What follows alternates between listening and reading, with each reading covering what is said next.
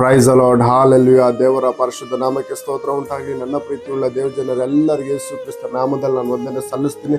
ದೇವರ ಮಕ್ಕಳೇ, ದೇವರು ಒಳ್ಳೆಯದನ್ನೇ ಮಾಡುವ ಆತನ ಇದನ್ನು ಆತನ ಉಪಕಾರಗಳು ನಾವೆಂದಿಗೂ ನೆನೆಸುವರಾಗಿರಬೇಕು. ದೇವರ ಮಕ್ಕಳೇ, ದೇವರ ವಾಕ್ಯ ಹೇಳುತ್ತದೆ, ಕೀರ್ತನೆಗಳು 68:19 ವಾಕ್ಯ, ಅನುದಿನವೂ ನಮ್ಮ ಭಾರವನ್ನು ಹೊರುವ ಕರ್ತನಿಗೆ ಸ್ತೋತ್ರವಾಗಲಿ, ನಮ್ಮನ್ನು ರಕ್ಷಿಸುವ ದೇವರೇ ಆತನು.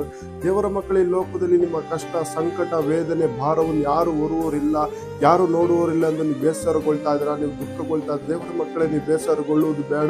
ನಿಮ್ಮ ಭಾರವನ್ನು ಆತನು ಹೊರುವನಾಗಿದ್ದಾನೆ. ಆತನೇ ನಮ್ಮ ಕರ್ತನಾದ ಯೇಸು ಕ್ರಿಸ್ತನು.